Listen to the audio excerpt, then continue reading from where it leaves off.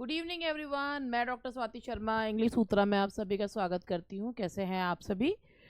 और मैं आज आपके लिए पेनिशियल सीरीज़ जो है वो लेकर आई हूँ। और यकीन मानिए ये सीरीज़ आप लोगों के लिए बहुत हेल्पफुल होने वाली है।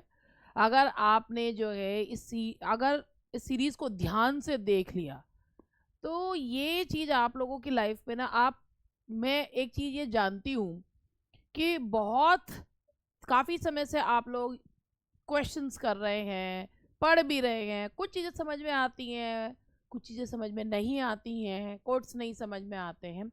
तो ये पेनिशिया सीरीज़ जो है वो स्टार्ट करी है और देखो इसमें एक लेनी है अगर ये सीट तो ध्यान से देखें ये सीरीज़। और ये जो है भाई इसमें मैं आप लोगों को पहले बता दूं मैं करूँगी क्या। आप लोगों को सबसे पहले आज तो खैर थोड़ा सा लेट हो गया, वरना ये आपको ये सीरीज 8 बजे देखने को मिलेगी। 8 बजे ये सीरीज अगर चाहे लाइव हो या ये आपके रिकॉर्डेड फॉर्म में हो, 8 बजे आप लोगों को ये सीरीज देखने को मिलेगी। बात तो पहली हुई ये। अब दूसरी बात ये है कि इसमें कैसे रहेगा। भाई देखो बात ये है कि मेरा मानना ये है, आज मैं अपने हस्बैंड से बात करते हुए कि सीरीज स्टार्ट कर रहे हैं तो मैंने उनसे कहा कि देखो स्टूडेंट्स जो होते हैं ना, मुझे नहीं पता कि कितना जो है वो अगर मैं लाइव पे अगर हिस्ट्री या कोई भी चीज़ पढ़ा रही हूँ तो वो कितनी देर उस पर रुकेंगे, आई डोंट नो। लेकिन क्वेश्चंस में होता क्या है कि कोई बाद में भी ज्वाइन करता है तो वो रुक जाता है। तो हमने इसको इस तरीके से करा है कि कुछ चीज़ें लाइव हैं और कुछ चीज़ें जो हैं वो आपकी मतलब वीडियो में फॉर्म में रहेंगी। तो क्या रहेगा वो मैं आप लोगों को बता दूं। सबसे पहले आप लोगों को ये जो सीरीज़ है इसमें जो थ्योरी पार्ट है वो आप लोग वीडियो के फॉर्म में देखेंगे। उसके बाद अगर वो थ्योरी पार्ट आपने ध्यान से देखा होगा तो लाइव आकर आपसे क्वेश्चंस पूछूंगी और आप उन्हीं क्वेश्चंस का जवाब जो है वो देंगे। तो रोज 8 बजे आप लोगों को चाहे वीडियो हो या लाइव हो, लाइव का आपको पहले ही पता चल जाएगा। तो कहने का मतलब ये है कि थ्योरी प्लस क्वेश्चंस इसमें। अब क्या है इस सीरीज में, लेट मी टेल यू कि क्या है इस सीरीज में। तो आज मैं आप लोगों को जो बताने के लिए जा रही हूँ और ऐड भी करूँगी लेकिन बाद में, तो पहले आप लोगों को पेनिशिया सीरीज के बारे में बता दूं। सबसे पहले आप सभी ने शेक्सपियर के जो हिस्ट्री प्लेज हैं उनके बारे में सुना है। तो मैं आज आपकी कहानी की शुरुआत हम वहीं से करते हैं। Why Shakespeare started writing history plays. क्या रीज़न था कि शेक्सपियर ने हिस्ट्री प्लेज लिखे? ध्यान से सुनिएगा मेरी बात को। मैंने कहा था ना कि कहानी की तरह सुनाऊंगी और आपको बहुत अच्छे से पता भी चल जाएगा। आज शेक्सपियर के हिस्ट्री प्लेज की टेट्रालॉजी, हेनरियाड, ये सारी चीज़ें आपको बताऊंगी, क्या उनका सब्जेक्ट है, सब कुछ आप लोगों को बताऊंगी। और फिर उसके बाद जब क्वेश्चंस पूछे जाएंगे तो you just have to answer the question. तो शेक्सपियर ने हिस्ट्री प्लेज क्यों लिखने शुरू करे, तो चलिए स्टार्ट करते हैं। पहले मैं आपको बताऊं कि ये जो हिस्ट्री प्लेज हैं जिन्हें क्रोनिकल प्लेज भी कहा जाता था, ये history plays they came out of moralities. ये हिस्ट्री प्लेज या क्रोनिकल प्लेज कहते हैं, chronicle play grew out of moralities. 16th century के फर्स्ट हाफ में ये जो क्रोनिकल प्ले है ये काफ़ी मतलब ये दे ग्रीव आउट ऑफ मोरालिटीज। और यहाँ पर ये एक्चुअली ये जो क्रोनिकल प्ले थे ना, ये बड़े स्ट्रिक्टली नेशनल फॉर्म में लिखे हुए ड्रामा थे। मतलब इनके अंदर पेट्रियोटिज्म की फीलिंग जो है वो कूट कूट के भरी हुई थी। अब सबसे पहले जो इन हिस्ट्री प्लेस की शुरुआत करी वो यूनिवर्सिटी विट्स ने करी।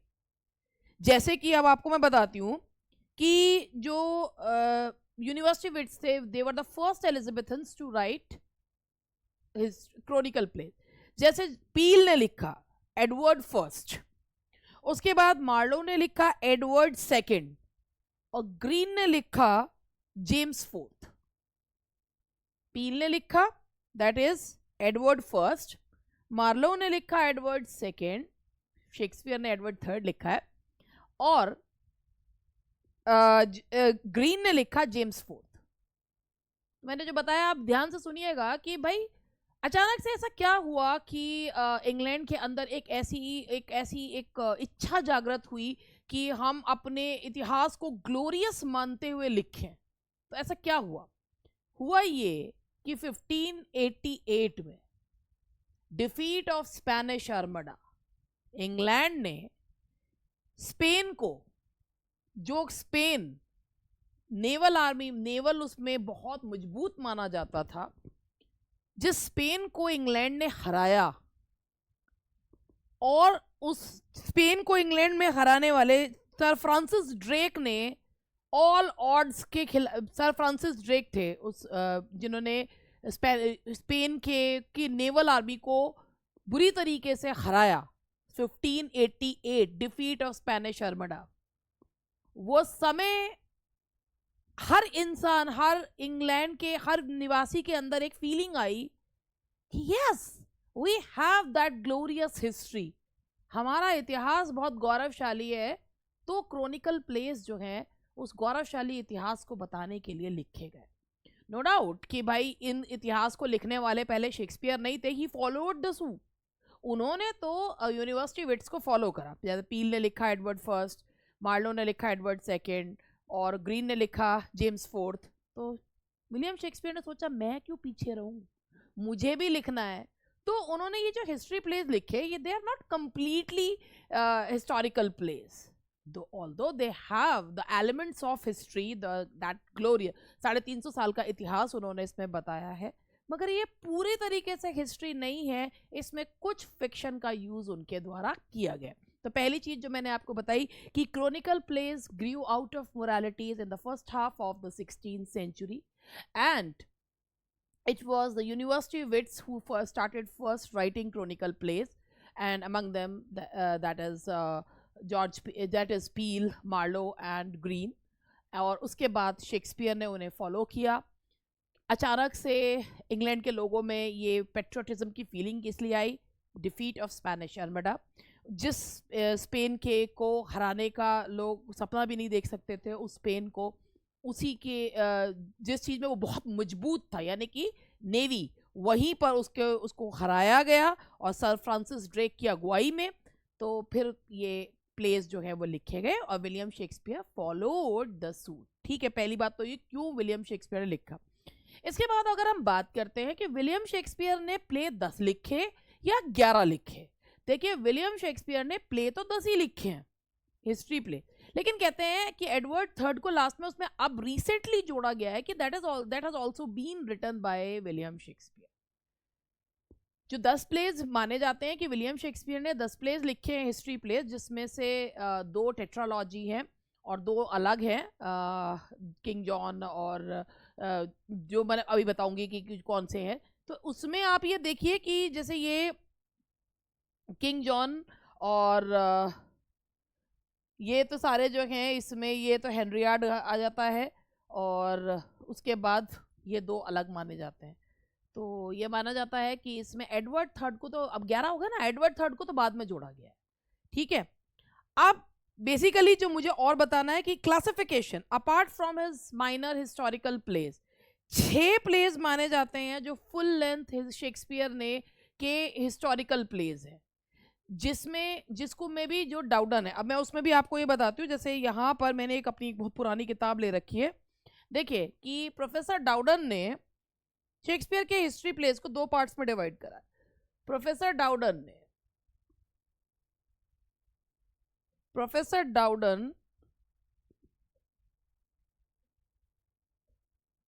noted that they यानी कि historical play, 6 historical play, they fall into 2 groups. अब इसमें ये बता देती हूं, किंग जॉन, रिचर्ड सेकेंड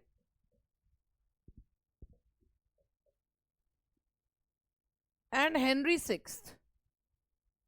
ये जो है, ये वाला जो ग्रुप है, ये है स्टडीज ऑफ किंगली वीकनेस। ठीक है जी। और इसके बाद जो ये 6 और ये जो है, that is Henry fourth, Henry fifth and Richard third. ये जो तीन प्ले हैं ये हैं आपके kingly strength, studies of kingly strength.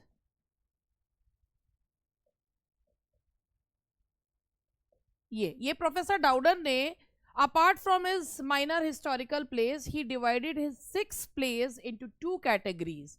पहला king John, Richard second and Henry sixth, ये हैं आपके स्टडीज ऑफ किंगली वीकनेस।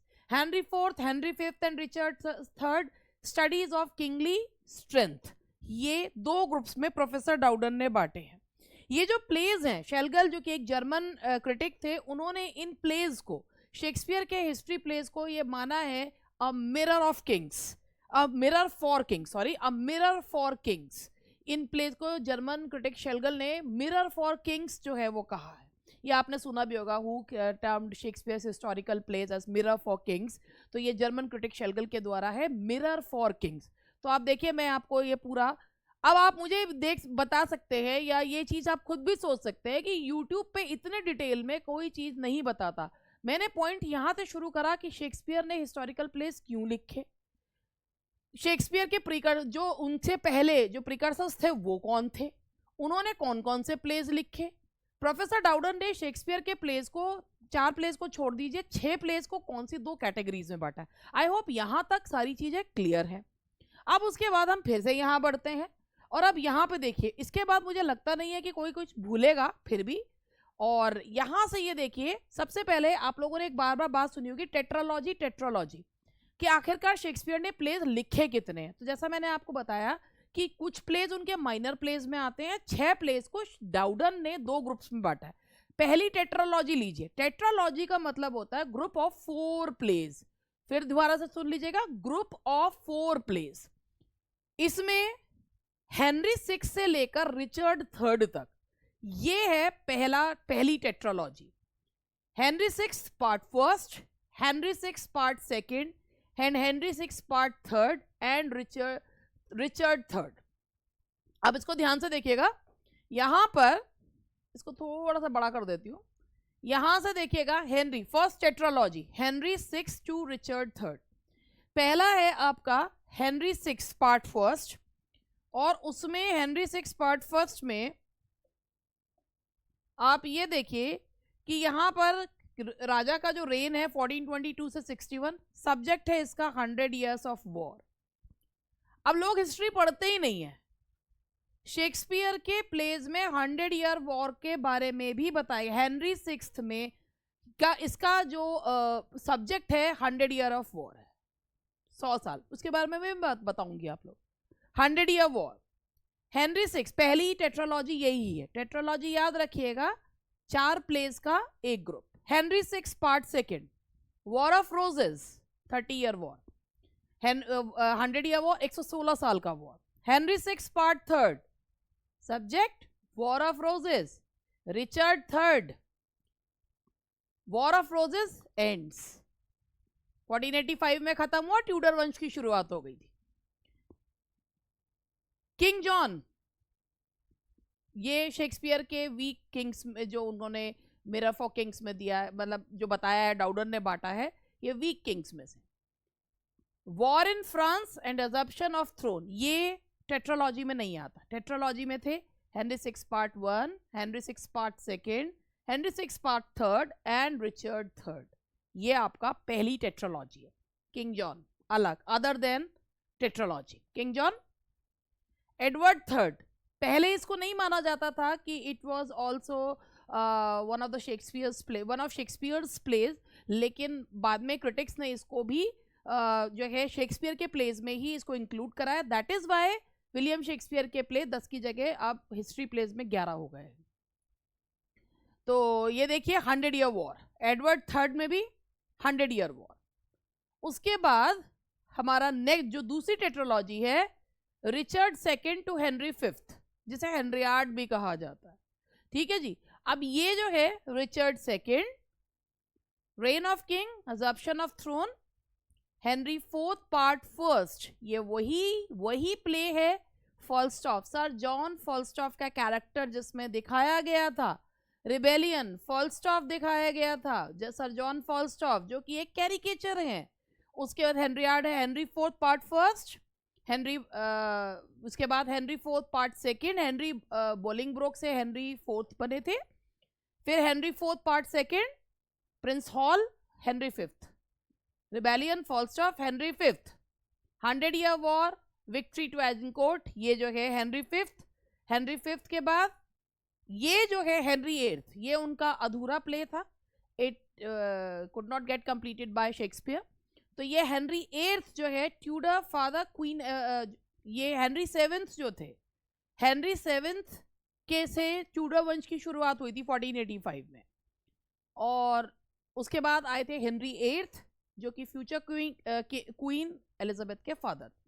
तो जो टेट्रोलॉजी जो मानी जाती है, वो जो 2 टेट्रोलॉजी हैं, यानी कि 4 प्लेस का, उन टेट्रोलॉजी में आपको मैंने अभी बताया कि पहली टेट्रोलॉजी आप लोगों को बताई Henry 6 part first, Henry 6 part second, Henry 6 part third and Richard third. ये आपकी पहली टेट्रोलॉजी है, क्योंकि लिखे ये पहले गए थे।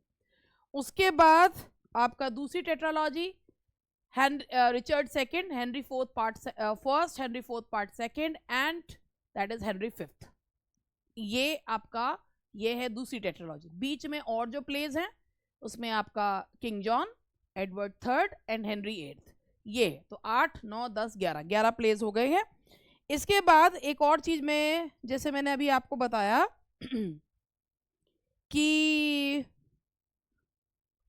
फर्स्ट टेट्रोलॉजी मैंने आपको बता दिया। उसके बाद आप लोगों को यहां से एक और चीज मुझे क्या बतानी थी, हाँ, 1595 से 99 के बीच में शेक्सपियर ने जो सेकंड टेट्रोलॉजी लिखी है, जिसे हेनरियाड कहा जाता है, रिचर्ड सेकंड से शुरुआत होती है और हेनरी फिफ्थ पे खत्म होता है। मेन पॉइंट्स बता रही हूँ, रिचर्ड सेकंड से शुरुआत होती है और हेनरी फिफ्थ पे खत्म होता है।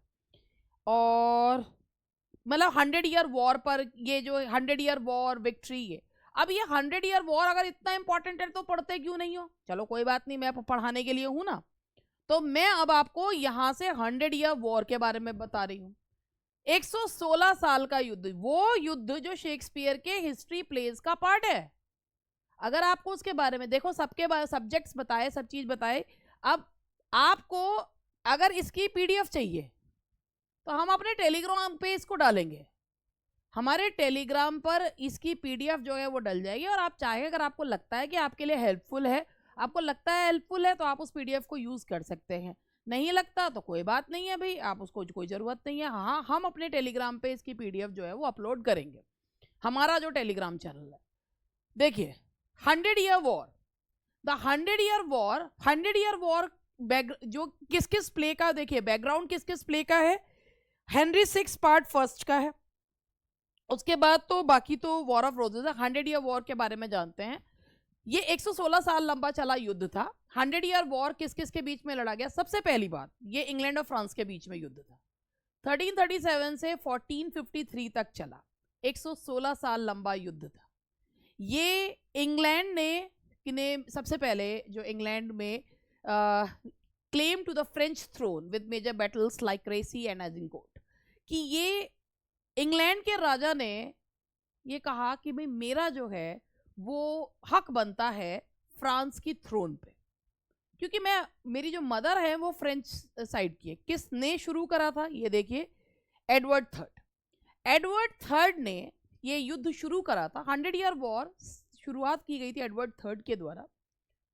और एडवर्ड थर्ड, जिनके बेटे ब्लैक प्रिंस थे और उनके जो ग्रैंडसन थे रिचर्ड सेकंड थे, जो कि एक बहुत ही कमजोर राजा थे, जिन्होंने सेकंड पोल टैक्स भी लगाया था। तो हाँ, जब एडवर्ड थर्ड ने कहा कि भाई मैं अपनी मदर की तरफ से, क्योंकि फ्रांस में कोई मेल एयर नहीं है, तो मेरा हक बनता है कि मैं फ्रांस की गद्दी पर बैठूंगा। लेकिन उन्हें वो गद्दी नहीं मिली। अब इस बात से उनको ऑब्वियसली, अगर वो उनको लगता था कि भाई मेरी लीनिएज है एडवर्ड थर्ड को, और उनको गद्दी नहीं मिली, तो फिर देखो भैया, राजा की ईगो तो बहुत बड़ी होती है।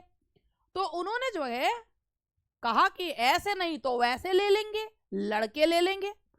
तो जब युद्ध हुए क्रेसी का हुआ, एगिनकोर्ट का हुआ, इससे। लेकिन देखो ये कई सारी, ऐसा नहीं है 100 साल तक लगातार लड़ाई होती रही, बीच में बहुत सारे संधि भी हुई, बहुत लंबे समय तक शांति भी रही, लेकिन युद्ध बीच बीच में होते रहे। और फाइनली इस युद्ध का परिणाम ये था कि जो विजेता था वो फ्रांस था।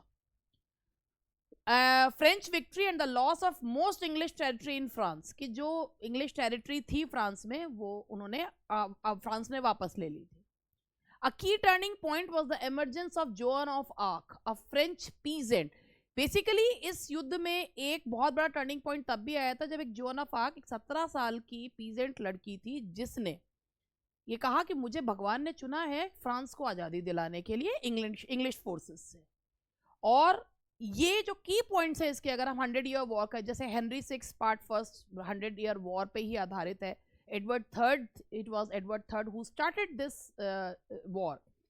English King Edward III's claim to the French throne. English जो किंग थे एडवर्ड थर्ड, उन्होंने फ्रेंच थ्रोन पे अपना क्लेम किया, उनकी लीनिएज थी। क्रेसी, एगिनकोर्ट, ये मेजर बैटल्स थी। इसमें notable figure zone of arc आप ले है कि उसने बहुत बड़ी भूमिका निभाई थी फ्रांस को जितवाने में। फ्रेंच विक्ट्री, फ्रांस जो है वो जीत गया, और इंग्लिश जो है टेरिटरीज, यानी कि इंग्लैंड में जो फ्रांस में जो इंग्लैंड ने अपनी टेरिटरीज बना रखी थी, बहुत सारी टेरिटरीज इंग्लैंड हार गया। लगभग ये युद्ध 1337 से 1453 तक चला, यानी कि 116 साल तक। 116 साल लंबा ये युद्ध था, लेकिन कहते हैं इसे 100 ईयर वॉर है। तो हेनरी सिक्स का जो पार्ट फर्स्ट का जो सब्जेक्ट है वो 100 ईयर वॉर है। अब उसके बाद यहीं पे युद्ध नहीं, ये तो था इंग्लैंड का फ्रांस से युद्ध। अब उसके बाद ऐसा है कि जिन्हें जो इतने लड़ोकड़े हों उन्हें चैन कहाँ पड़ता है, अब अपने घर में लड़ लो। तो जो गृह युद्ध था, वॉर ऑफ रोज जो है, ये सिविल वॉर्स थे, 30 इयर्स का सिविल वॉर, 1455 से 1485।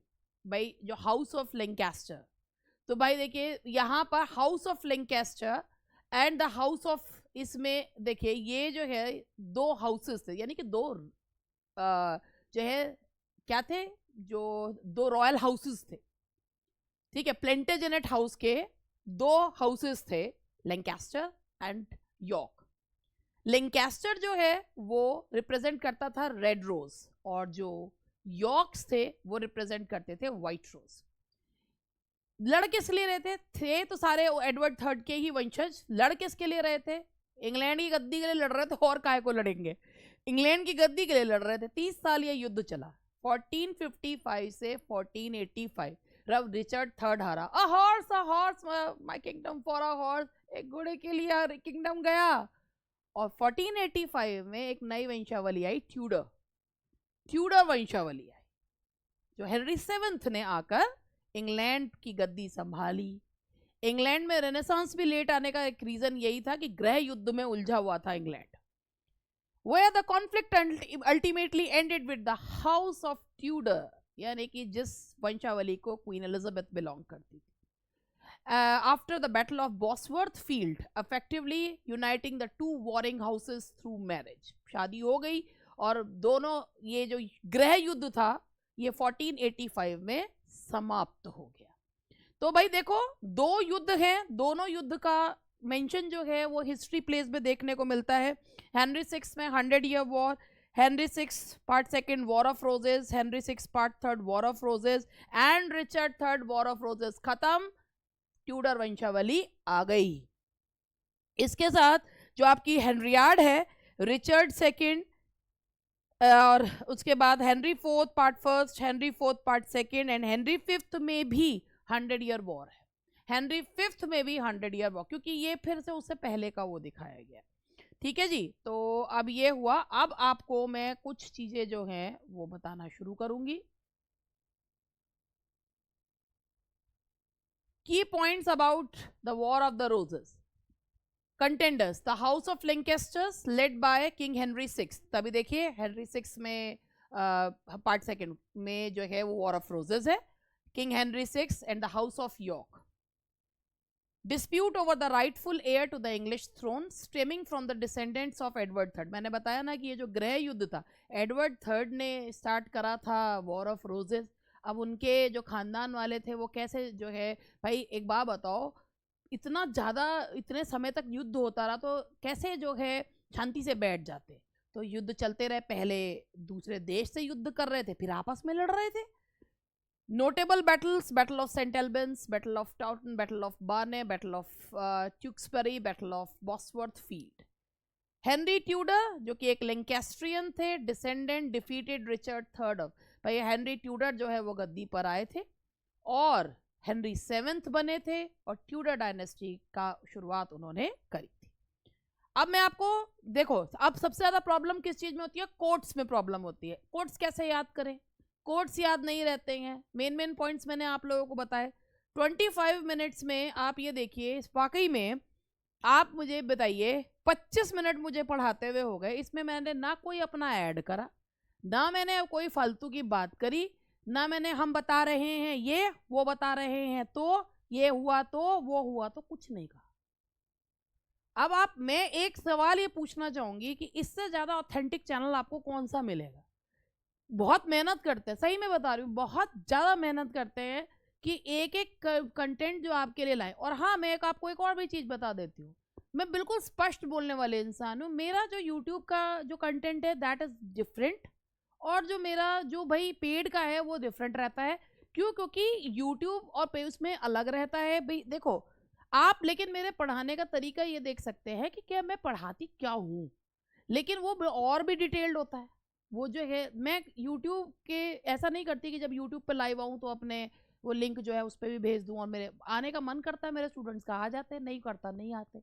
लेकिन इसका मतलब ये नहीं है कि मैं कोई एक बकवास कंटेंट जो है वो यूट्यूब पर, क्योंकि यूट्यूब पर अगर कोई पढ़ रहा है, यूट्यूब पे वो विश्वास कर रहा है, तो आपका फर्ज बनता है कि उसको एक बेहतरीन कंटेंट जो है वो दिया जाए।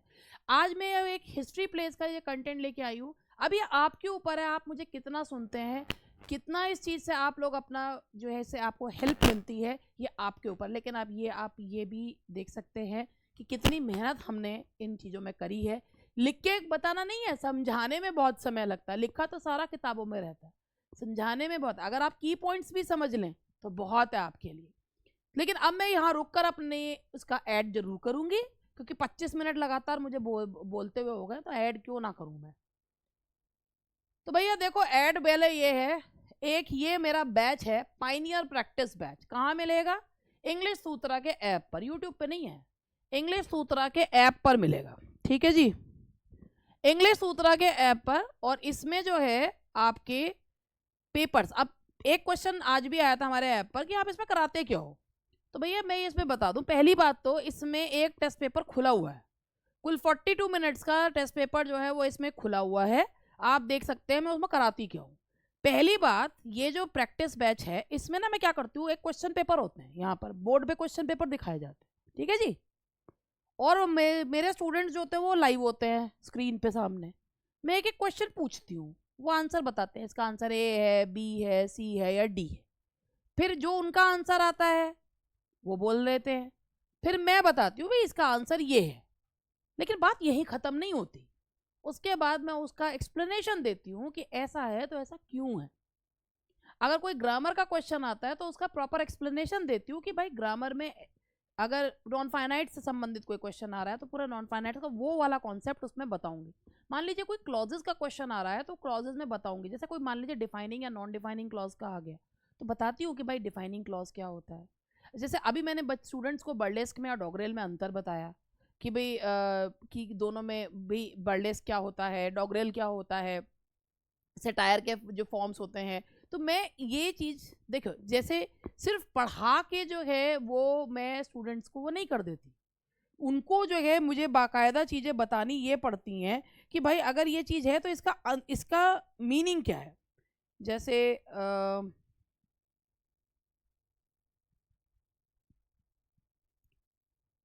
अगर कोई, जैसे आप भाई वैसे क्वेश्चंस भी आ जाते हैं कि भाई किसी कोई एक टर्म दे दी और उससे संबंधित उसका एक्सप्लेनेशन पूछा। तो अगर ये पूछा कि भाई सोलिलकी और असाइड में क्या अंतर है, तो सिंपल पूछ रहे हैं तो नहीं है, लेकिन सोलिलोक्वी और असाइड, चाहे वो अगर मान लीजिए सोलिलोक्वी से संबंधित क्वेश्चन पूछा, लेकिन मैं असाइड भी उसमें बताऊंगी कि सोलिलोक्वी और असाइड में अंतर क्या है, लैम्पून और बर्लेस्क में अंतर क्या है, डॉगरेल को डॉगरेल क्यों कहा जाता है, ऐसे एक्सप्लेन करते हैं। इसीलिए ये तभी वैल्यूएबल है ये बैच, ये वाले कोर्स, ये वाला बैच, कि जब मेरी बात को स्टूडेंट ध्यान से सुनते हैं, बाकायदा OMR शीट पे वो पेपर करते हैं, और उसके बाद जो है वो मुझे स्कोर बताते हैं कि हमारा इतना स्कोर आ रहा है। तो ये उनके लिए, तो एक टेस्ट पेपर इसमें खुला हुआ भी है, आप देख सकते हैं। तो ये नहीं है कि आपके पास, हाँ इसमें आपके पास जो हमारा स्टडी मटेरियल है वो आपके पास जाता है, कुछ जो प्रैक्टिस पेपर्स हैं जो अभी रिसेंट बन रहे हैं उनको छोड़कर, क्योंकि रिसेंट जो है वो रोज बनते हैं, उनको छोड़कर बाकी 52 टेस्ट पेपर्स आपके घर पर आते हैं। आप सोचिए, हम हार्ड कॉपी, इतने कम पैसों में हार्ड कॉपी भी आपके घर पे भिजवाते हैं। हार्ड कॉपी आती है, लेकिन हार्ड कॉपी में आंसर्स नहीं होते। आंसर्स के लिए क्या करना पड़ता है, क्या तो हम गूगल ड्राइव का लिंक देते हैं कि भाई आंसर्स इसमें से देख लो, नहीं तो हमने अपने ही ऐप पे कंटेंट में सारी आंसर की डाल रखी है। आप वीडियो देखकर सॉल्व करो, वो ज़्यादा बेहतर होता है, क्योंकि ऐसा तो फिर तो सारी किताबों में मान लीजिए कभी कोई आंसर जो है आंसर बना हुआ वो बी है और आपको डी लग रहा है, तो आप कम से कम वहाँ देखकर आपको ये तो पता है कि इसका आंसर है क्या, और वो 4 चीज़ें आपकी और क्लियर होती हैं। तो I think I am clear enough कि इस प्रैक्टिस बैच में हम कराते क्या। दूसरा हमारा बैच है, ये हमारी पाथ टू विक्ट्री बुक है। अब ये 1899 वाला जो हमारा पायनियर बैच है उसके साथ ये बुक मिलती है। एक बैच 1599 का है विदाउट बुक, एक 1899 का है विद बुक। वैसे ये बुक 550 रुपये की है, अगर किसी को लेनी होती है तो वो हमें बाकायदा फ़ोन करके ये बुक जो है अपने लिए बुक करता है। और उसके बाद ये एक डिटेल्ड बैच है, TGT PGT का एक डिटेल्ड बैच है। डिटेल्ड बैच का मतलब होता है सारे राइटर्स, पूरी ग्रामर, सारे लिटरेरी टर्म्स खूब अच्छे से डिटेल में, प्लस उनके नोट्स हार्ड कॉपी में। हार्ड कॉपी का मतलब होता है बुक फॉर्म में आपके घर पे, पाथ टू विक्ट्री बुक के साथ। पाथ टू विक्ट्री तो एक अलग चेरी ऑन द टॉप है, बाकी और नोट्स भी इसके साथ जाते हैं। ठीक है जी, तो आई थिंक मैंने अपनी बात क्लियर करी कि क्या मैं बताना चाह रही हूँ। अब मैं फिर दोबारा से आती हूँ वहीं पर जो कोट्स मुझे बताने थे, तो अब मेरे कोट्स जो हैं वो चलेंगे, और अब मैं आपको पहला जो है वो कोट बताऊंगी। ये देखिए कोट्स है। अब ना सबसे बड़ी प्रॉब्लम स्टूडेंट्स को क्या होती है कि उन्हें समस्या होती है कि हमें कोट्स याद नहीं रहते। तो मैं आपको सबसे पहले ये वाला कोट देख रहे हैं आप, हेनरी 6 पार्ट फर्स्ट का है। She is beautiful and therefore to be wooed, she is a woman therefore to be won. तो इसके बारे में मैं आपको बताऊं, सबसे पहले एक इसका बहुत इंटरेस्टिंग पॉइंट आपको बताती हूँ जो आप भूले ना। ये सेम इसी तरीके का कोट, एक कोट है कि she is a woman therefore to be, जो है therefore to be won. Same यही कोट विलियम शेक्सपियर ने टाइटस एंड्रोनिकस में भी लिया है। और से अगर आपके पास आ जाता है तो पूरा है भैया। तो आप ये सोचोगे, अगर आपने ये टाइटस एंड्रोनिकस पढ़ रखा और आज मैं आपको ये पढ़ा रही हूँ, तो आप सोचोगे मैडम गलत पढ़ा के जा रही है। ये सेम कोट जो है उन्होंने, she is a woman therefore to be won, ये उन्होंने किस में यूज किया है, टाइटस एंड्रोनिकस में भी। अब मैं इसको पूरा रेफरेंस कॉन्टेक्स्ट आप लोगों को बताती हूँ कि ये जो सेटिंग है इसकी, ये एक फ्रेंच सिटी है, और अर्ल ऑफ सफॉक जो है वो मार्गरेट का हाथ पकड़कर आते हैं। फ्रांस की सेटिंग है, और अर्ल ऑफ सफॉक जो है वो मार्गरेट, बहुत ही खूबसूरत है मार्गरेट, उसका हाथ पकड़कर आते हैं, और वो उसे मिरेकल ऑफ नेचर कहते, नेचर्स मिरेकल कहते हैं। मार्गरेट को कहते हैं, इतनी सुंदर है मार्गरेट कि उसे नेचर्स मिरेकल जो है वो कहते हैं। और वो ना यहाँ पर ये कहते हैं कि वो खुद शादीशुदा है, मगर वो कहते हैं कि काश की मतलब इतनी सुंदर है ये कि काश अगर मैं मेरे मन में भी इसको जो है प्रपोज वू करने का ख्याल जो है आ रहा है, पता नहीं कहीं ये मेरे इस ख्याल को गलत ना समझे। तो वो यहाँ पर ये कहते हैं वो इस मार्गरेट के लिए, और ये जो मार्गरेट इसमें बताया है, ये बाद में किंग हेनरी की क्वीन जो है वो बनती है, और मार्गरेट के लिए ये शब्द कहे हैं, she is beautiful and therefore to be wooed. इतनी सुंदर है इसीलिए उसे वू किया जाना चाहिए, क्योंकि वो एक महिला, वो एक औरत है, तो उसे जीता जाना चाहिए। She is a prized possession Margaret के लिए कौन कह रहे हैं? सफोक कह रहे हैं। और यही आइडेंटिकल लाइन आपको किस में देखने को मिलती है? टाइटस एंड्रोनिकस में, she is a woman therefore to be won. यही सेम लाइन है। इवन ये क्वेश्चन जो है, ये एक क्या क्वेश्चन है, एक आपको मैं बता भी देती हूँ।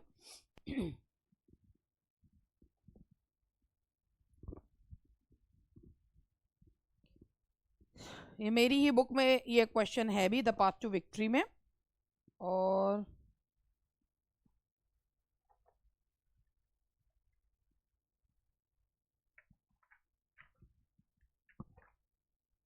she is a woman therefore may be wooed, she is a woman therefore may be won। यहां पर है she is beautiful and therefore to be wooed, she is a woman therefore may be won। Same यही line Titus Andronicus में है, इसमें beautiful है और इसमें उसमें वुमन दिया हुआ है। टाइटस एंड्रोनिकस और इसमें सेम जो है, मतलब आइडेंटिकल लाइंस हैं। तो ये मैंने बता दिया आपको कि ये दोनों में ही यूज हुआ है। ये हेनरी सिक्स पार्ट फर्स्ट में है। हेनरी सिक्स पार्ट सेकंड की लाइन है, ये भी बड़ी बढ़िया लाइन मुझे लगती है। और ये लाइन जो है वो है let's kill all the lawyers. और ये Dick the butcher act 5 scene second में बोलता है। ये ना इसमें एक हेनरी सिक्स पार्ट सेकंड में है। इसमें ना जो डिक है वो एक विलेनस कैरेक्टर दिखाया है, मर्डरस कैरेक्टर दिखाया है। और वो जैक केड जो कि एक रिबेल है। जैक केड, ये देखिए, ये जो डिक है ये एक जो है मर्डरर है, और वो जैक केड जो कि एक रिबेल है, किंग के अगेंस्ट है, किंग के अगेंस्ट है, उसका साथी है। और किंग हेनरी के रिबेल है Jack Cade, he is a rebel against King Henry. और वो जो है वो कहता है कि वो दोनों के दोनों, डिक और जैक केड, दोनों के दोनों सोचते हैं कि भाई अगर किसी वो दोनों के दोनों ना एजुकेशन से बहुत नफरत करते हैं। उनका ख्याल ये है कि सब बुक्स को जला देना चाहिए, और कोई से भी पढ़े लिखे व्यक्ति को जो है ना, उनका ये मानना है कि बुक की एक इग्नोरेंट जो जनता होती है ना, उस पर राज करना बहुत आसान काम होता है। तो वो ये कहते हैं कि first thing we let's kill all the lawyers. वो कहते हैं कि जो प्रोटेक्शन देने वाले हैं, जो डिफेंडर्स हैं, जब उन्हें खत्म कर दोगे ना, तो जनता जो है ना अपने आप तुम्हारी गुलाम बन जाएगी। यानी कि जो लोग लॉजिक लगाते हैं उन्हें खत्म कर दो, तो जनता अपने आप तुम्हारी गुलाम बन जाएगी। ये किसने कहा है? ये डिक नबुचर ने। और हेनरी सिक्स पार्ट सेकंड में ये कहा है। जैक केड और डिक जो है ये आपस में बात कर रहे हैं, दोनों के दोनों इसी ओपिनियन के हैं कि जो पढ़े लिखे लोग हैं उन पर राज करना बहुत मुश्किल है, एज कंपेयर टू जो अनपढ़ लोग हैं उन पे राज करना आसान काम है। Smooth runs the water where the brook is deep. ये सफोक, अर्ल ऑफ ये जो सफोक हैं वो कह रहे हैं कि ये लाइन आपने ये सुना भी होगा, ये मुहावरा कि स्टिल वाटर रन्स डीप। तो ये एक ईडियम भी है कि smooth runs the water where brook is deep. यानी कि जो कहता है ना कि चेहरा जो होता है, अपीयरेंसेस कैन बी डिसेप्टिव। तो वही चीज यहाँ पर कहा गया है कि जो जितना सीधा दिखता है ना, अंदर से वो उतना ही गहरा होता है। तो जितना सीधा दिखता है वो उतना ही विलनस और मर्डरस होता है। तो जरूरी नहीं है जो इंसान हंसता मुस्कुराता हुआ हो वो उतना ही जो है वो अंदर से भी उतना ही हो, या इंसान जो जितना सीधा दिख रहा है वो उतना सीधा हो भी। अक्सर ऐसा होता है, one who pretends a lot, वो अंदर से उतना ही वो चीज डिवॉइड उसके अंदर नहीं होती है। तो ये है Suffolk Henry six part second की line. Henry six part third, yet hasty marriage seldom proveth well, Richard of Gloucester act fourth and scene first. भाई ये देखो, ये रिचर्ड बाद में तो रिचर्ड थर्ड बनते हैं, लेकिन रिचर्ड ऑफ ग्लॉसेस्टर ये अपने भाई से कह रहे हैं कि एडवर्ड फोर्थ की शादी लेडी ग्रे से होती है और जल्दबाजी में होती है। तो वो कहते हैं यहाँ पर रिचर्ड अपने भाई से कह रहे हैं, एडवर्ड फोर्थ से, कि जब जल्दबाजी में करी हुई जो शादियां होती है ना, वो बहुत मुश्किल ही होता है कि वो शादियां जो है वो अच्छी भी साबित हो। ये किसमें कहा है? किस वे? एडवर्ड फोर्थ की शादी लेडी ग्रे से होती है। तो रिचर्ड कहता है कि बहुत मुश्किल ही है कि जो जल्दबाजी में करी हुई शादी है वो सही भी प्रूव हो। और ये रिचर्ड की ही लाइन है, fearless minds climb soonest unto crowns, कि ये सारे है कि जो लोग कोई रिस्क लेने से डरते नहीं है ना, वो बहुत जल्द जो है सक्सेस को प्राप्त करते हैं। कि जो अगर जब तक रिस्क नहीं लोगे तब तक जो है सक्सेस मिलेगा नहीं। एक ये लाइन मुझे बहुत पसंद है, सस्पिशन, और ये सब जो है रिचर्ड की जो है वो लाइन्स हैं। सस्पिशन, रिचर्ड जो रिचर्ड थर्ड बने, suspicion always haunts the guilty mind, the thief dot fear each Bush and officer. कहते हैं कि जब किसी, कहते हैं ना कि दाल है ना कि भाई अगर मन में चोर होता है ना, सामने वाले हर चीज से डर लगता है अगर मन में चोर है। वही चीज यहाँ पे विलियम शेक्सपियर ने कही, क्योंकि विलियम शेक्सपियर ने जो चीजें कही है ना, वो तभी तो उनको कहा जाता है ना कि भाई उनके अंदर एक यूनिवर्सल जो है ना, यूनिवर्सल जो है वो एक ड्रामेटिस्ट हैं, और उनके उसमें हर कैरेक्टर ऐसा लगता है कि जैसे यही तो चीज हम बात करते हैं, यही तो चीज हम बोलते हैं। तो suspicion always haunts the guilty mind, the thief doth fear. तो कहते हैं कि जब आपके मन में कोई चोर होता है तो हर चीज जो है वो आपको ऐसा लगता है कि ये हमारे लिए ही हो रहा है, क्योंकि जब कोई व्यक्ति के अंदर मन में चोर होता है तो उसे पूरी दुनिया ही गलत दिखाई देती है। जब जो चोर होता है ना, उसे हर आहट पे ऐसा लगता है कि कोई ऑफिसर आया। इसी तरीके से जब कोई खुद के मन में चोर होता है तो हमेशा यही लगता है कि सामने वाला आप ही के बारे में बात कर रहा है।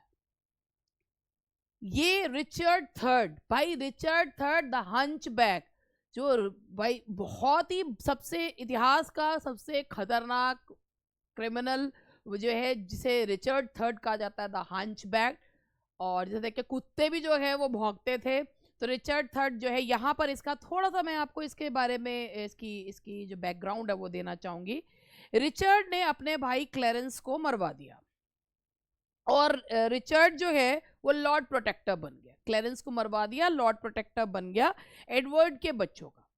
एडवर्ड के जो दोनों बच्चे हैं प्रिंसेस हैं, एडवर्ड जो एक और एडवर्ड प्रिंस ऑफ वेल्स, और दोनों ही बच्चे जो हैं वो लंदन आए हैं क्राउन प्रिंस कोरोनेशन के लिए। तो रिचर्ड थर्ड जो है वो एडवर्ड से कहता है, क्राउन प्रिंस से कहता है कि तुम टावर में जाके रह लो, और तो उसको क्राउन प्रिंस को ये पसंद नहीं आता। वो कहता है, तो इस बात पे वो असाइड असाइड का मतलब होता है कि जब other actors are also present on the stage, लेकिन वो ऐसा दिखाते हैं as if they are not listening to the words of the actor.